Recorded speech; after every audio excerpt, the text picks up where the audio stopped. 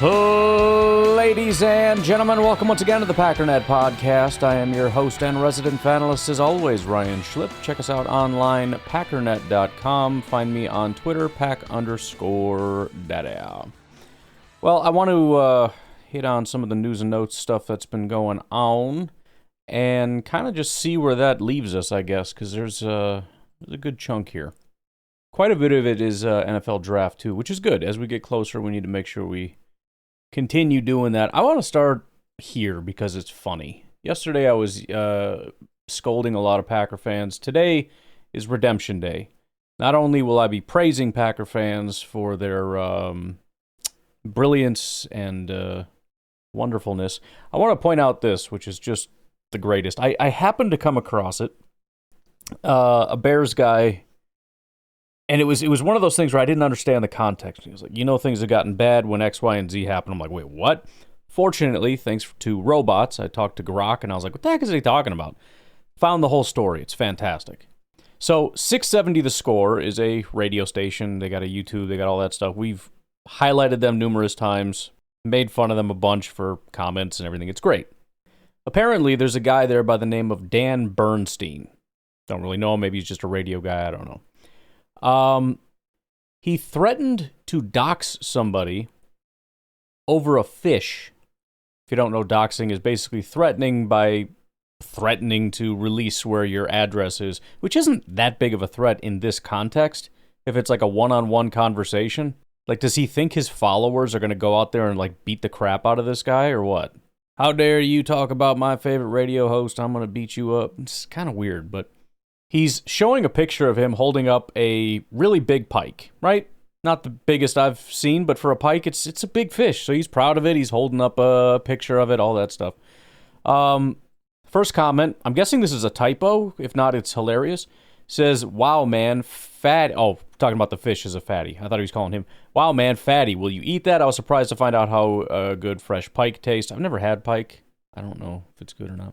Somebody else said, walleye is amazing, and then that's when the problem started. Good old Greg comes along. Greg seems to be a older gentleman, which so is the radio host. We're talking middle-aged guys, 40s, 50s, whatever. And he says, LOL, that isn't a walleye. It's a female northern pike and was getting ready to spawn. But instead, Dan killed it and seems proud of it. I don't know, especially when you read it in that tone. Especially because it starts with LOL, so it sounds cheerful enough, That's not a walleye. It's a mom. And he killed her. And he's proud. Look at him smile. So Dan the Man, the Chicago Bears radio host, says, what the entire F is wrong with you? It was released successfully, took off like a torpedo. Go F yourself. To which Greg responded, with the dried blood on the gills? Sure it did, Dan. Liar. Dan said, like a shot. I never respond to trolls, but questioning my sportsmanship and conservation awareness sets me off. Wanna fight?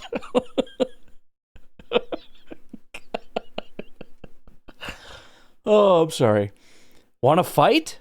I'm a bad enemy, effer. To which Greg, the very nice-looking man who's taken a picture of himself, which appears to be in a Blackhawks jersey next to his beautiful wife, they probably have several children and a grandchild on the way, says, you're a 5'7", 165-pound fat boy.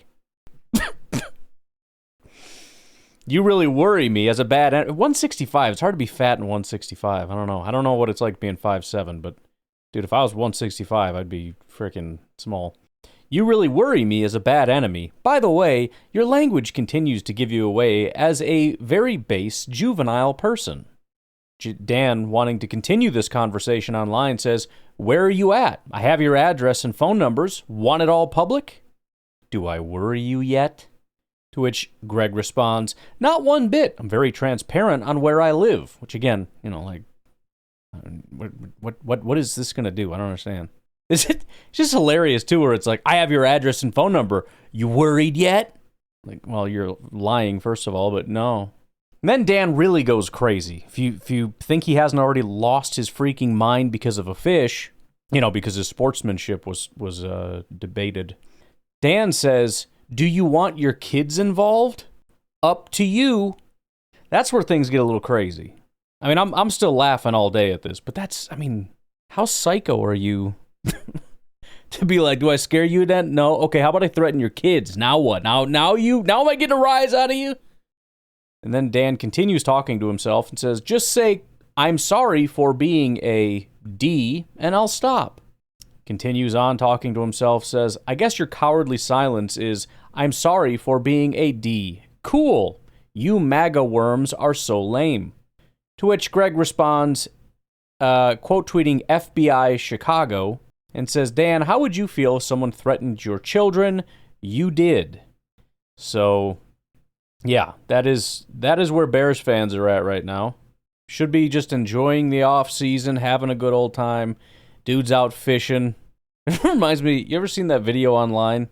There's this guy in a truck. He's kind of a shorter guy, but he's built like a freaking square. You know what I mean? Like just as wide as he is tall, jacked, but short and got a little man syndrome kind of. And he's getting into it with this lady, and the lady's not really buying it. He's threatening her or whatever. And she, at one point, she says, honey, you're bald, and he freaking snaps. That's what I feel like happened to Dan here. People are just talking fish, whatever. Dude says, yeah, it's a female is about to spawn, and Dan killed it. And he just lost it, dude. Threatened him, threatened his wife, threatened his kids. Whew. I should see if there's a follow-up. That's incredible. I'm sorry, I had to. Actually, this is what was quote tweeted. It was weird because he's talking about there's two different standards like nothing happened, but he was quote tweeting this story that says, the Score's Dan Bernstein won't appear on the midday show this week after an ugly exchange Friday on X that led to his removal from the board of directors of Charity Camp One Step. I don't know what that is. Let's see if there's any updates on good old Dan Bernstein here. 10 seconds ago, Captain Caleb. So Bears fans are ragging on this guy. Caleb Williams caught a fish fishing. There's a picture of it. He says, Caleb Williams caught a fish, but he releases them and doesn't kill them like Dan Bernstein. Oh, so if you have the opportunity, you got to troll this guy. Anything to do with a fish, just be like, check it out, bro. Just find a random person that posted like a picture of their kid's goldfish and be like, hide your fish, Dan Bernstein's around. All right, this is the this is the winner, and then we're moving off of this. So that comment about want your kids involved got quote tweeted by Suzuki Rider, probably just a Bears fan of some kind, but he says, Dan Bernstein, when you question his sportsmanship and conversational awareness. I will kill your son. I will kill your infant daughter. Oh, that's how you start a show, folks. That's how you do it. All right, let's do a little bit of praising here for Green Bay Packers fans. There's probably going to be some complaining here at the end, but very proud of what we got. First of all, we got 3 different polls, just randomly, that I saw on social media in the last 24 hours. This one is photos without context. No idea what, but anyways, did a thing. Who has the worst fans in the NFC North? 51.3% say Bears, 22.1% Lions, 21.2% Vikings, and 5.4% Packers. That made me happy. That's pretty good. Then I saw this.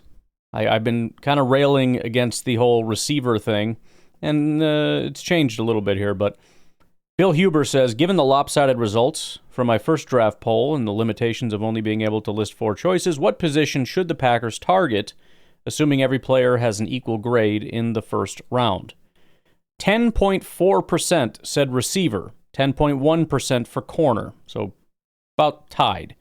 24% defensive tackle, 55%, 55.4% edge rusher. That's 888 votes. Well done, everybody. You guys make me proud sometimes. And then, my happiest moment of all. Do you approve, this is Andy Herman, do you approve of the job Brian Gutekunst is doing? 17.6% said no, 82.4% said yes. Really highlights the empty can rattles the most thing, you know what I mean? Because I'm seeing pretty close to 50-50, I would say, if I'm being honest. I want to say like 75-25, but it's probably 50-50 as far as pro and con.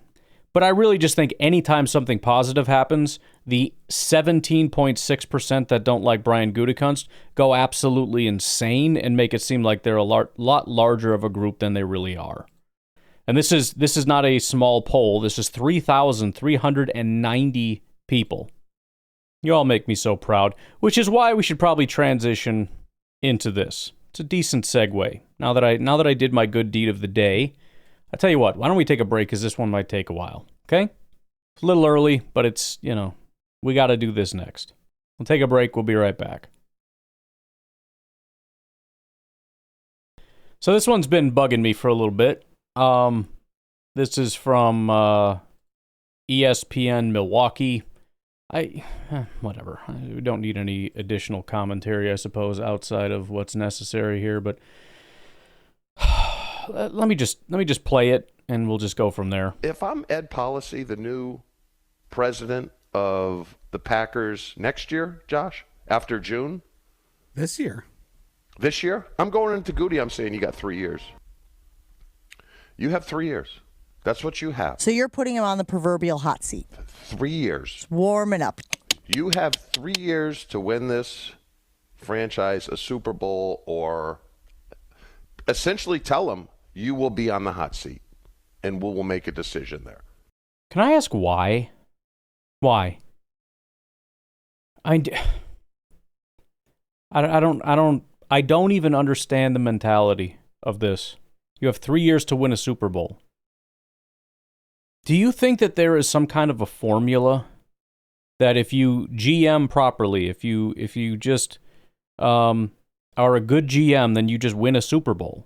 Do you understand how absolutely silly this is?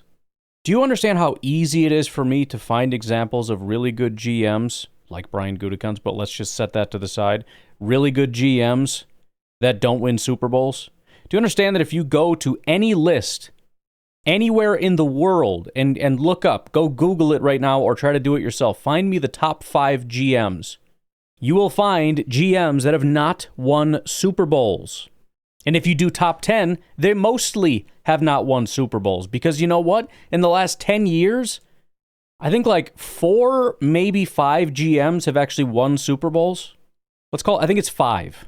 5 GMs in the last decade. Out of 32 current GMs, 5 have won Super Bowls in the last decade. Do you think that those 5 are the only good GMs because the Super Bowl is the standard? Is it possible to be a bad GM and win Super Bowls? In fact, I think that happens all the time in Kansas City, because it was the previous regime that brought in Pat Mahomes and Andy Reid. In this regime, not that they've done everything wrong, but they certainly haven't been significantly better than. That's why you're not going to find him in most top 5 or even top 10 lists. He's not usually put above Brian Gutekunst. But they win Super Bowls all the time. Does that make him a great GM? Or does that make him a mediocre GM who has one of the best quarterback and coach combos in NFL history, behind maybe only Brady and Bill Belichick? Yes, I know, Lombardi. But sure, definitely. Lombardi and Starr and whatever. Not trying to get into that argument. Listen, I think people get way too hung up on this idea that the standard is winning a Super Bowl. No, the goal, the aspiration is to win a Super Bowl. The standard for a GM is not Super Bowl. That's ridiculous. There are certain things that are out of your control, and winning a Super Bowl is several steps removed from what the GM is capable of doing. Judging a GM by number of Super Bowls is the most brain-dead garbage ever.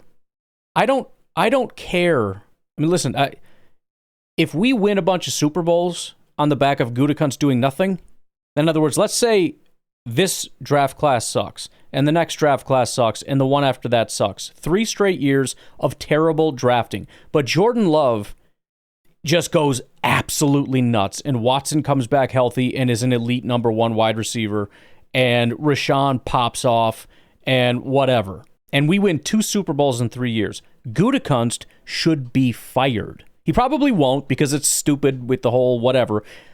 I will tell you that this 2-time Super Bowl champion GM should be fired.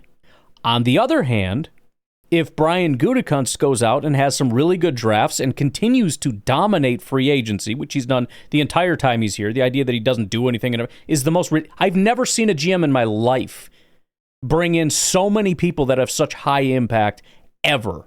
Ted Thompson never did that. He had a couple big-time home runs, which were very obvious, like... I mean, I don't mean to disparage Ted Thompson, but it was like, if you give us a huge bag of money, here's a great player. All right, cool. It's not rocket science, right?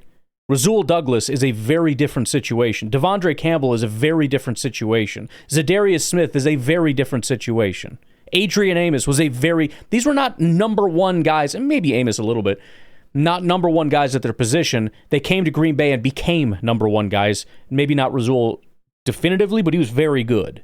Xavier McKinney and Josh Jacobs are great, but that's more or less, here's a no-brainer. Give me a pile of money, like, oh, for sure. I'm not praising Gutekunst for that as much, outside of the fact that he understands the situation. He's not an idiot. These are the guys you target. Great, he got it. But this doesn't take rocket science. I'm not going to sit around and marvel at it. I could have done that, and I would have done that.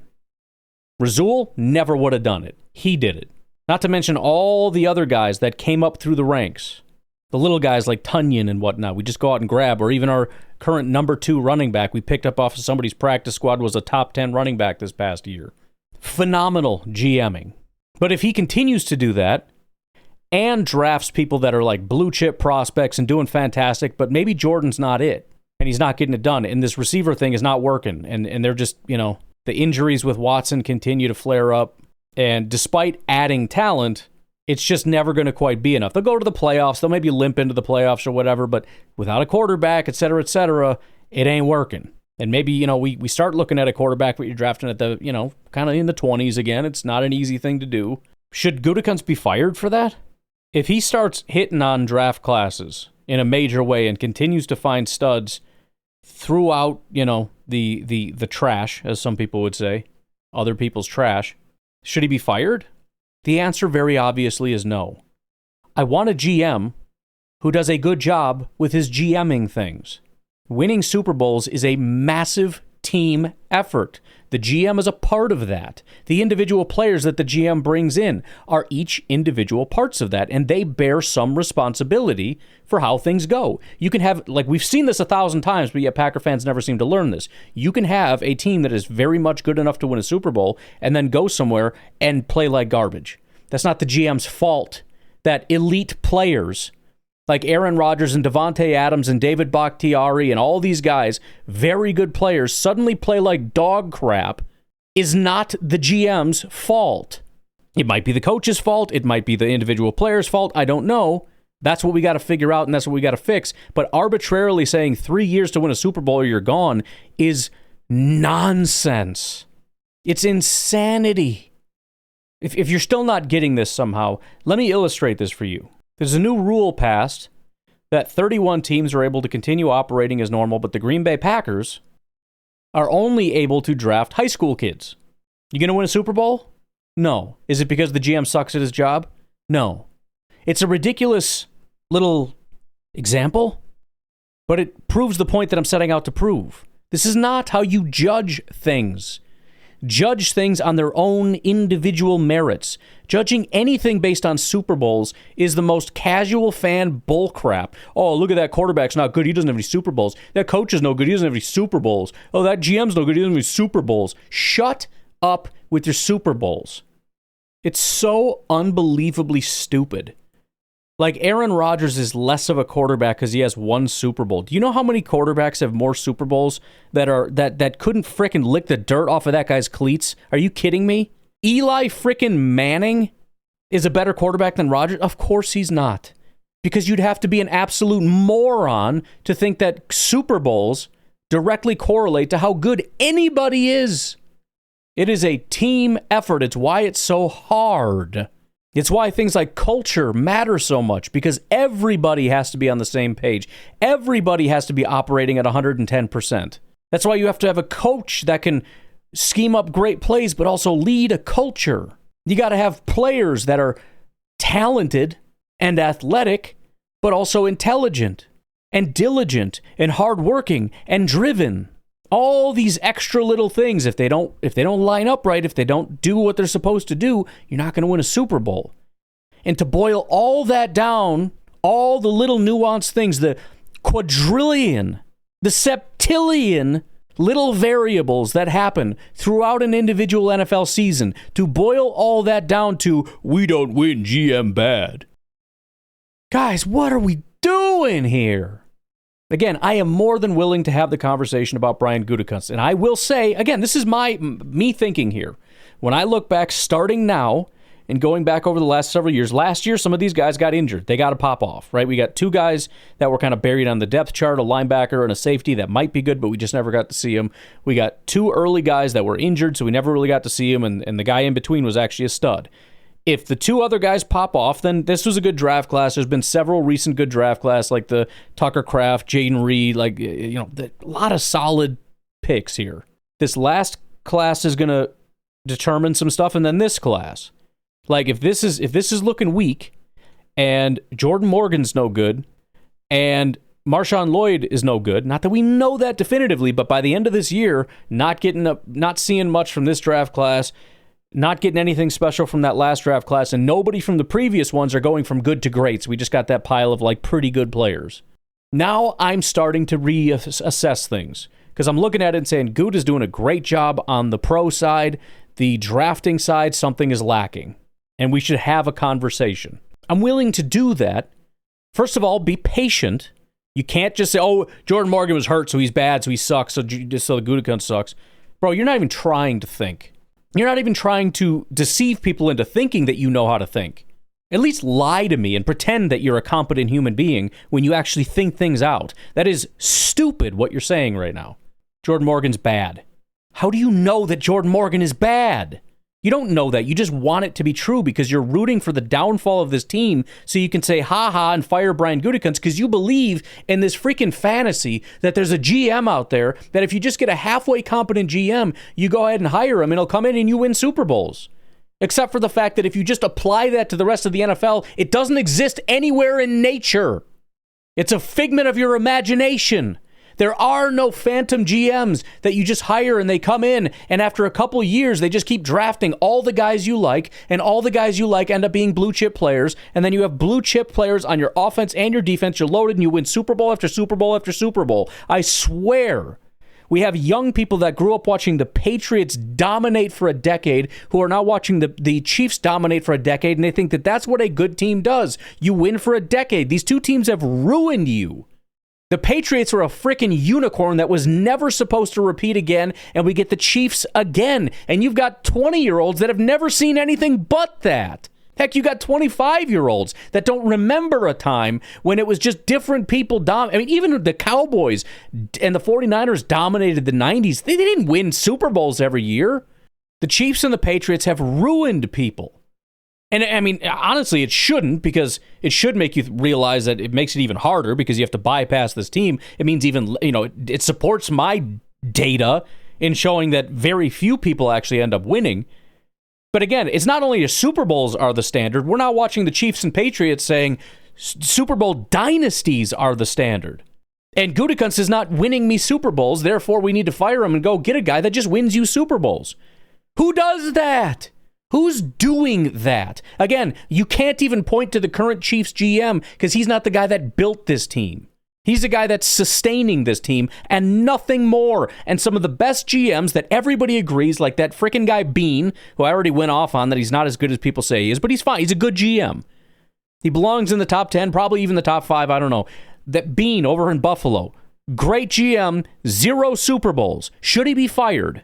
The answer is no. So long as he's able to continue doing his job and finding talent and properly managing cap and doing all these things, Winning is a separate issue. I need a GM that does good GM stuff. I need a coach that does good coach stuff. I need a quarterback that does good quarterback stuff. You find the thing, the tackle that's not doing the tackle stuff, and you replace them. You find the safety not doing safety stuff, and you replace them. You find the coach not doing coach stuff, and you replace them. With the goal of, if we can keep these things together long enough and do good enough, then this whole thing as a package potentially can win a Super Bowl. There is no will win a Super Bowl. There's no formula to win a Super Bowl. You get a team that is a contender, and that's it.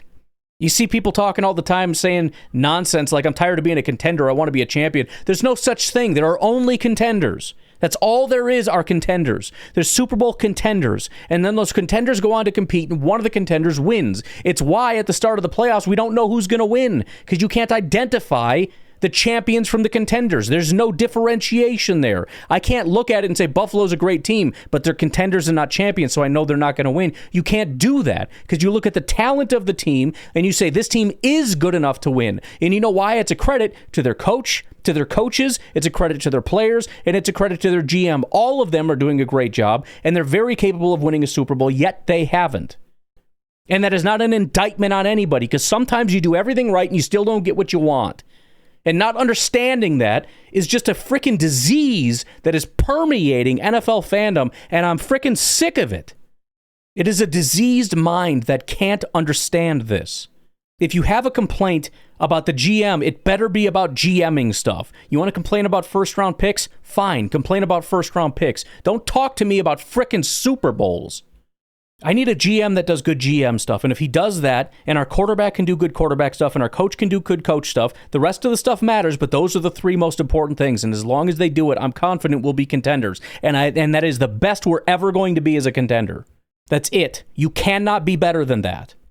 You can just be talented enough to win a Super Bowl. And we've had that numerous times. In 2021, we were good enough to win a Super Bowl. In 2020, we were good enough to win a Super Bowl. In 2011 and 2012 and 2014, we were good enough, but we didn't win. And you know what? That's fine, because we're not the only team in the NFL. There are not just two teams, us and the other team. There are 32 teams in the NFL, 31 other teams outside of Green Bay. Half the NFL now gets into the playoffs. At least a quarter of the NFL are more than talented enough to win a Super Bowl. The fact that you're good enough to win maybe 10 times and didn't win a Super Bowl is not a shocking thing. It's not even statistically freaky. It's roughly expected. You're expected to win probably between 0 and 1 Super Bowls in 10 attempts at a Super Bowl try. You know why? Because there's a lot of other teams. Not everything is you and your team. Not everything is a reflection on Gutekunst and Matt LaFleur and Jordan Love. Maybe it's just because that other team is really freaking good. Why did the Eagles win and we didn't? Because they're freaking good. They're really, really, really good, and that's to their credit. Their GM has done a shockingly good job over the last couple years. That doesn't mean Gutekunst and everybody else sucks. It's just give the guy a round of applause, understand that it's a fluky thing that almost never happens, that even the Eagles are not going to be able to sustain, and congratulations, that's all I can do, and hope that we get one of those. It happens once in a really fluky while. Like I said with Schneider, that set up his whole dynasty, which, by the way, that was another dynasty that won, what did they win, 1 Super Bowl, I think? That team could have won 5 straight Super Bowls. That's Legion of Boom Seahawks team. They could have dominated everything. They won 1. Largely because the frickin' Patriots were in the way. I don't want a GM that's going to guarantee me a Super Bowl, because he's lying to me. Because there's no such thing. I want a GM that follows the process.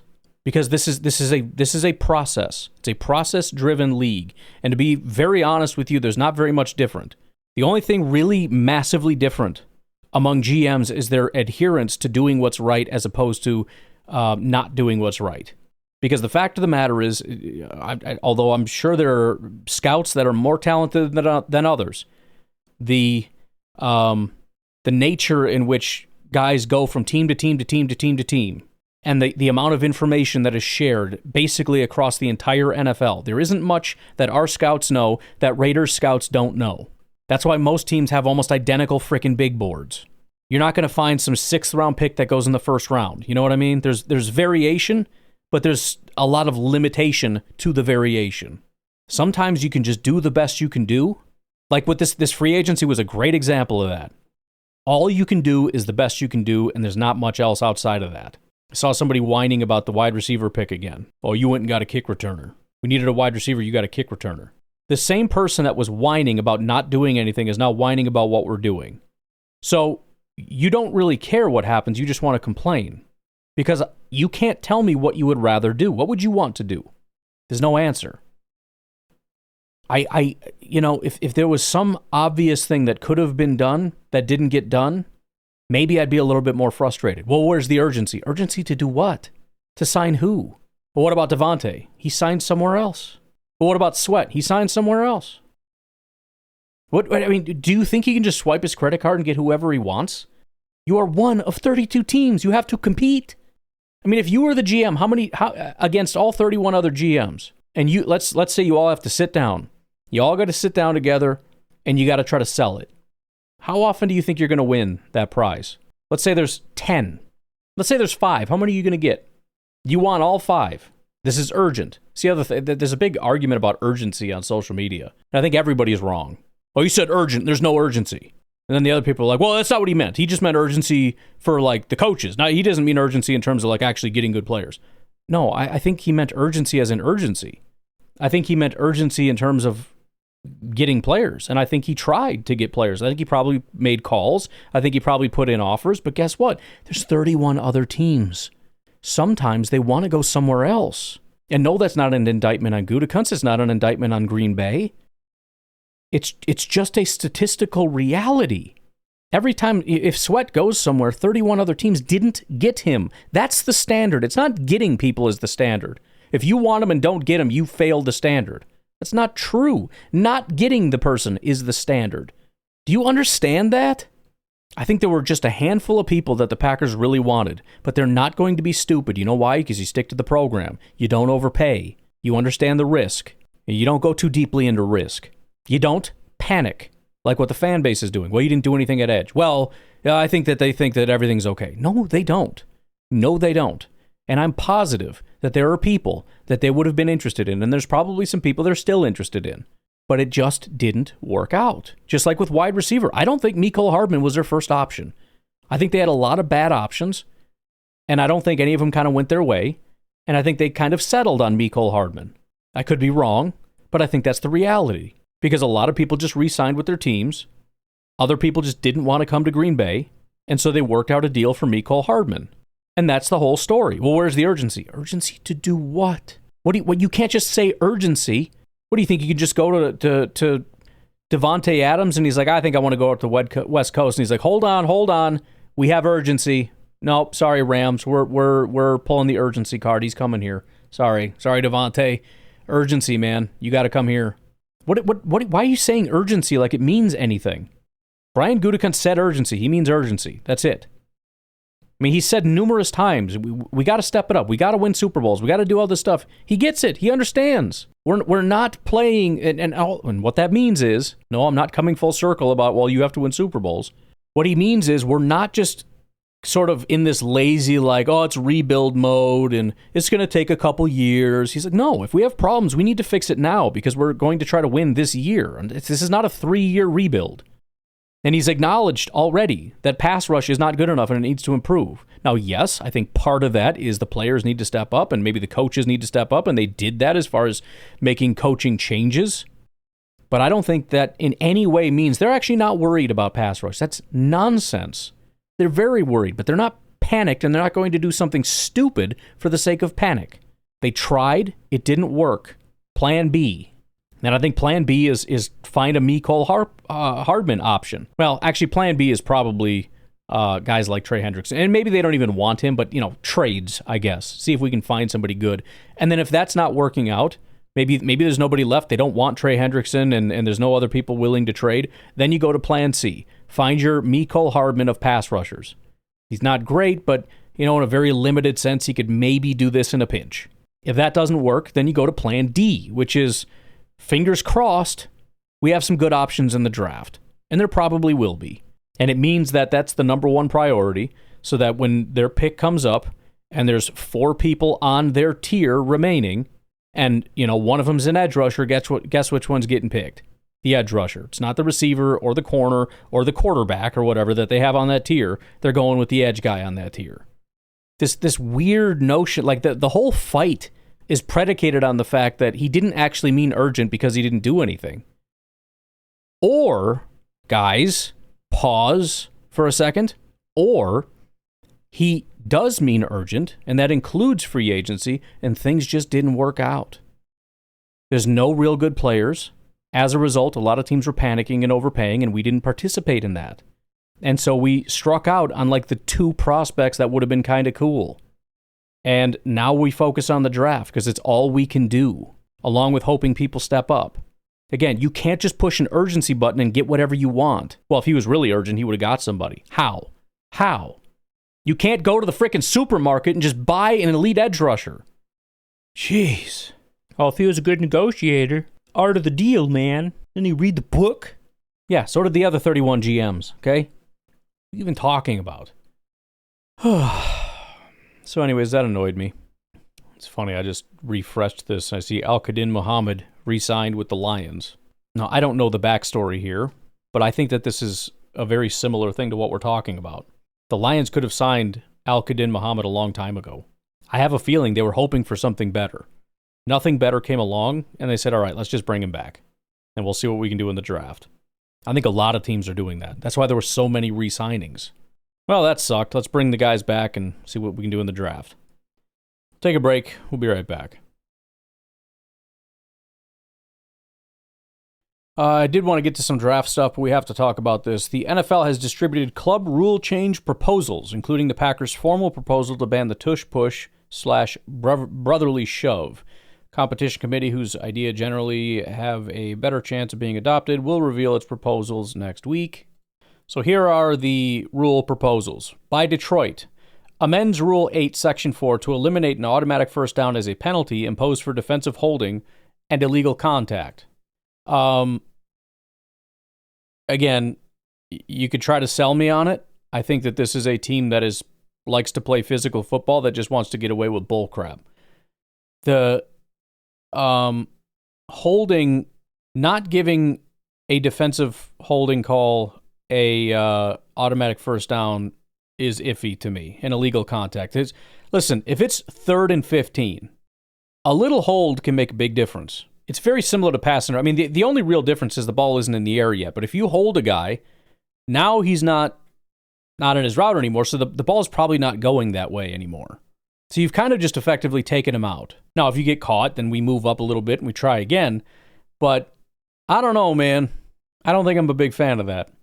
Philadelphia Eagles amend Rule 16, Section 1 to align the postseason and regular season overtime rules by granting both teams an opportunity to possess the ball regardless of outcome of the first possession, subject to a 15-minute overtime period in the regular season. I am in favor of that. Like I said, I know most people tend to disagree with me on that. I feel like the NFL has been moving this way anyways. I don't really know why we don't just go all the way and do it. Just do it. Just make the change. That's it. Well, you should have won. Okay, fine, but that doesn't mean we can't make it fair. Right? I mean, I'm not going to determine the postseason or the overtime by a frickin' coin flip. I think that's stupid. God forbid it goes over. Like, if we got to change the TV to put on the next game, then whatever. But let's just get it right, okay? Let the better team win the frickin' game. And then Green Bay amends Rule 12, Section 1 to prohibit an offensive player from pushing a teammate who is lined up directly behind the snapper and receives the snap immediately at the snap. I'll tell you what, I'm just going to change my position on this. I'm in favor of the ban until somebody can explain to me why the offense is allowed to do it and the defense isn't. Until somebody can explain why that's the right thing to do, especially when you can't do it on defense for safety reasons. Why should you be allowed to do it on offense? Until somebody can explain that to me, I actually support Green Bay's thing here. I mean, you can still do a QB sneak, you can do all that stuff. The only thing I'm saying is you can't get behind and push, which again, I think you should be able to. But telling me that you can't do it on defense is my biggest issue. So either allow the defense to do it or scrap it altogether. I know I was very much opposed to Green Bay coming out and doing this, but I think I've changed my position again, at least until somebody can explain to me why that's a fair thing to do, to say the offense can explicitly do something and the defense can't. Because I mean, listen, my whole stance is if you don't like it, stop it. Okay, fine, but you can't tie my hands behind my back or give them an extra boost and then say, oh, well, stop it. Be like telling everybody you got to lay on the floor on defense first, lay on the ground on the field, and then, at the snap, then you can stand up and get into your route. And, they keep getting beat, and it's like, well, this isn't fair. Well, if you just stop it. Just stop it. No, you can't give me a competitive disadvantage and then say I'm just not doing my job. You want me to stop it? Fine. Let us line up and push people from behind. So Detroit can shove it. I agree with Philadelphia and Green Bay's proposed changes. The official language of it comes in, again, Rule 12, Section 1, Article 4, assisting the runner and interlocking interference. It says, no offensive player may, A, pull a runner in any direction at any time, B, use interlocking interference by grasping a teammate or by use of hands or arms to encircle the body of a teammate in an effort to block an opponent, C, push or throw his body against a teammate to aid him in an attempt to obstruct an opponent or to recover a loose ball, D, and this is the new proposal, immediately at the snap, push or throw his body against a teammate who is lined up directly behind the snapper and receive the snap to aid him in attempting to gain a yard. I think this is actually further, this actually encourages the Packers' point even more when you look at all the other things you're not allowed to do. You can't push or throw your body against a teammate to aid him in an attempt to obstruct an opponent or recover a loose ball. Really, why? You can't pull a runner in any direction at any time. Do you know that? I didn't know that. So you can't pull them. You can't really push in other situations. You can't push at all on defense. But you are allowed to push the quarterback forward to get an extra yard. Nah, you know what? No. Changed my mind. I'm out. Again, or just change everything else. Anyways, all right, let's look at a couple different NFL draft things. First of all, not that the Packers were necessarily in on him, but some bad news for Jihad Campbell. He confirmed to SEC Network that he had surgery for a torn labrum on his left shoulder following the NFL scouting combine. Don't have much detail outside of that, but somebody kind of dug into it and said that there is generally a 6 to 9 month recovery, which could put him back relatively early in the season, could be toward the end of the season. So, not great for him. Couple thoughts on the number one pick. First of all, ESPN's Jeremy Fowler reports the Titans are pretty comfortable with taking quarterback Cam Ward with the first overall pick. I don't know what that means, and with the level of deception that takes place, you could chalk that up to meaning almost absolutely nothing. The more interesting thought that I had, somebody had brought it up, is the Cleveland Browns could possibly be desperate enough to move up to number one. And I've said for a long time the Giants are a no-brainer. It makes sense for both teams that's what you got to do.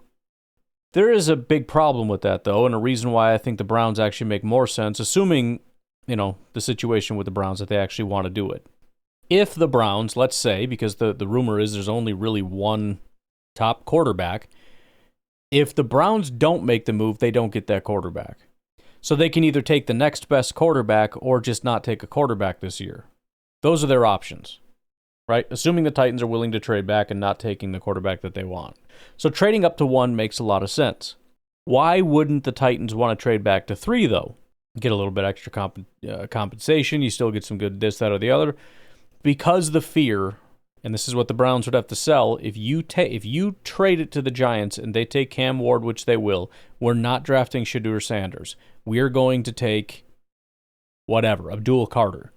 In that instance, you realize that you're about to lose that guy. I think there's a good chance that the Browns are the team that moves up.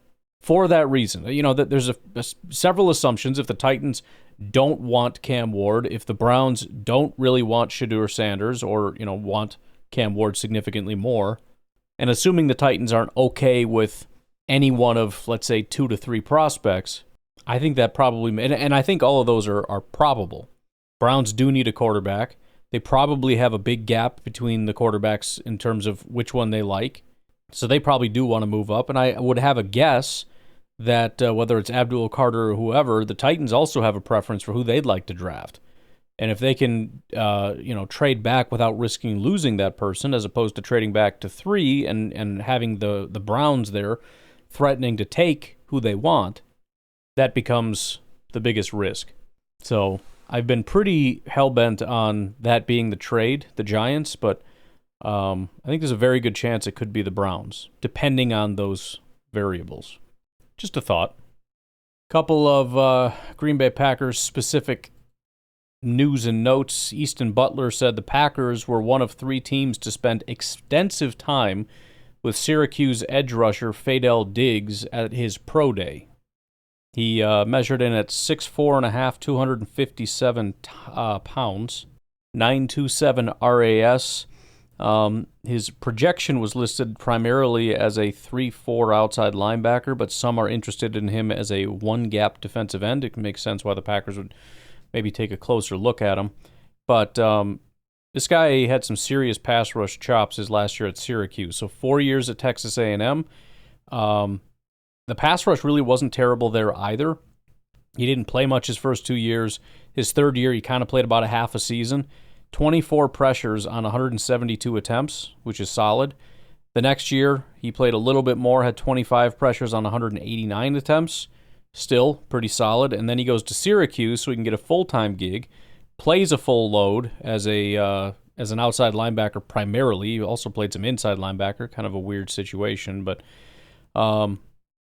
he gets 42 pressures on 276 attempts and 8 sacks. So, what was that? 42, 276, 15%, 15.2%. That's pretty good. He had an 83 pass rush grade, 66 run defense grade, 75 overall. Currently on the consensus board, he's sitting at 175. So he's a little bit of a later round guy. However, he's got to be one of the fastest risers because he just recently jumped up 34 spots. I don't know if this is a weekly thing or a daily thing or what, but all these other guys around like drop 3, 2, 4, 2, 4, 2, 11, 34 spots he moved up. So he's a rapid riser along with guys like Ty Hamilton of Ohio State, 37 he's moved up. Be an interesting thing to kind of go over maybe tomorrow. But that was one of the apparently extensive meetings. Another note here.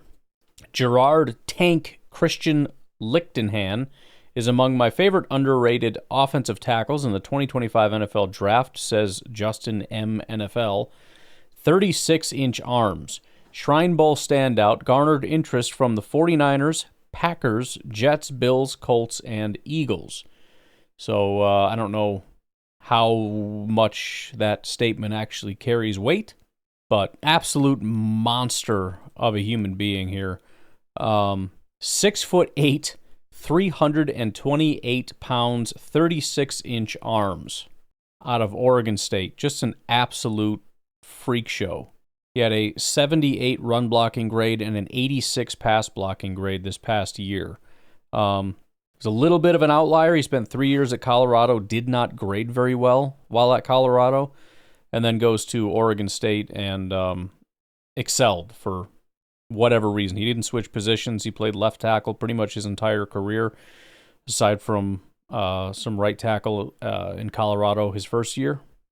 And then going places like the East-West Shrine and being impressive is also a good thing. They want to get best on best and kind of see how you stack up. And you do a good job at 6'8", 328, people are going to notice. But if you look at this article here, it says, the length creates so much separation between you and the defender. Do you have any upcoming team visits coming up? You probably met with a bunch of teams at the East-West Shrine as well. He said, I spoke with plenty of teams at the East-West Shrine Bowl. I had great meetings at the Shrine with 49ers, Packers, Jets, Bills, Colts, Eagles, and others. I was coached by the Packers offensive line coaches. I didn't meet with the Texans or Buccaneers. So got a little bit of extra insight there. Our Packers offensive line coaches got to get some hands on this guy and get a good look at him. So that's pretty interesting. But yeah, he's a freak. It's funny because the front of their jersey says Beavs, and I really thought it said Beavis. I was like, what the heck? And then probably the biggest news, we had one of the 30 meetings in Green Bay, showed up in person, got to, get the pads on, work the field and all that stuff. Shamar Stewart. Shamar Stewart was one of those guys that, early on you kind of look at and go, that makes a lot of sense. And then you kind of go through the motions and you look at some other people or whatever, but Shamar Stewart has always made sense. He's probably going to be gone. He had he really showed out, and kind of raised his draft stock a little bit, but you got a Texas A&M guy, 6'6", I mean, what did he officially come in at? Hate how long RAS takes to load. Let me see if I have it open somewhere. Nope, just gotta wait. He's got to do something about this, man. I'm not tech savvy enough to know how all this works, but whatever is the process running in the background to load this takes forever. But, I mean, you look at what's the biggest need? Pass rush. What do the Packers draft in the first round? Defense, premier positions, edge rush in particular. What do we know about the Packers in terms of, what they like to draft, especially in the first round? Athletes, right? He had a 10 out of 10 RAS. He measured in, the measurements are actually really good because PFF has him at 6'6", 290, which is probably a little too big. 6'5", 267. If anything, the size is under. It's not, but I'm just saying. 40-yard dash was a 4.59. His 10-yard split was a 1.58. Elite speed, elite explosion with a 40-inch vert and a 10-foot, 11-inch broad jump. He didn't do agility. I don't know if he did a pro day thing or not, but I think if I had to guess, this is like the ultimate prize. This is Gutekunst has him in, and they have a serious question. Like I said, it's you war room this stuff. I don't know if I said that last night or today or what, but you war room this, and you go through the motions, and you probably have a bunch of scenarios where he's just gone and is whatever. There's probably a few scenarios though where you're looking at it going, he's it. You know what I mean? He's sitting at 17, 18, 19, 20. We got to pull the trigger. We got to go up and get this guy. We want to make sure, is this the guy? Is this the guy we're going to do that for? Are we going to really invest this much to go up and get this guy? Are we going to get it right? But Shamar Stewart always kind of made sense. I think as the draft gets closer, Lucas Van Ness, we pretty much identified last year. It was him and a handful of others, but as you get closer, you start to zoom in on some people and you go, yeah, I think this makes sense. This year, I think, is a little tougher. We'll see as we get closer. In fact, one of the things that I wanted to mention, Daniel Jeremiah, I think it was, did a mock draft, and I think, scrolling here as fast as I can, he had the Green Bay Packers taking, Maxwell Hairston, cornerback out of Kentucky. That one kind of fits too. He's kind of a, early second round prospect right now is kind of where he's seen. Cornerback is a need. It's a premier position-ish. And, elite athlete. What did he freaking run? By the way, Teteroa McMillan at 22. I'm telling you, there's a lot of times I'm seeing this guy fall to right around where the Packers are. Maxwell ran a 4.28. Right? I mean, listen, I'm never going to learn my lesson. We've done the super fast, tall guys and all that stuff. I'm never not going to be excited about it. Initially announced as a 4.29, later announced as a 4.28, reached a top speed of 24.25 miles an hour. I mean, it's just stupid. Has that ever worked for us in the past? No. Do I think the Packers are going to be enamored with that and potentially could push him into that spot? Yes. I don't know. We'll see as we get closer. I right now there's a pretty big pile. Let me just take a look here. So right now, Teteroa McMillan I think would make sense. I think Will Johnson makes sense if he were to get close. Shamar Stewart makes a ton of sense. Maybe Michael Williams does. I'd have to kind of take a second look at him. Mike Green I think makes a ton of sense. It's a little smaller school, which Packers usually go bigger schools, big programs in the first round. I know Christian Watson, I get it. But I think that one makes a ton of sense. I'm iffy on the Jalen Walker / James Pierce guys just because they're a little smaller, but they absolutely could be in that conversation. I'm also a little iffy on Kenneth Grant and Walter Nolan, but at the same time, if they were to draft him, you'd look at it and go, that makes perfect sense. Like I talked about before, Kenneth Grant is a massive dude with speed and agility that does not make sense for his size. Walter Nolan is a phenomenal football player that was a number one overall in the nation prospect type of guy. I mean, he's a phenomenal football player. Derek Harmon, for every reason, makes a ton of sense. Not really Gray Zabel, I don't think would be one that would be in that category, but kind of, maybe, sort of. Nick Scorton, I'm in on. I don't know if that would necessarily make a ton of sense. Maxwell Hairston makes a ton of sense. There's still a pile. and we'll start to whittle away at him, look at injuries and everything else. But certain things start to come into focus. And again, I think Shamar Stewart is gone. I think, he's currently consensus 13. He's worked his way up. He's now one spot away from overtaking Jalen Walker, and I wouldn't be surprised if by the time the draft rolls around, he does that. He might even overtake Will Johnson with all the injury concerns. He might take over Tetaroa McMillan with all the time I'm seeing him fall down draft boards. Tyler Warren being a tight end. I mean, Shamar Stewart's going to be a top 10 guy, I think, by the time this is all said and done. But if there's an opportunity, he slips past 15 or something, because let's say there's a run on other guys, Jalen Walker, some teams are going to be massively enamored by him. That's the cool thing about this draft class, too. Whatever you're into, there's a guy that's got that kind of flavor.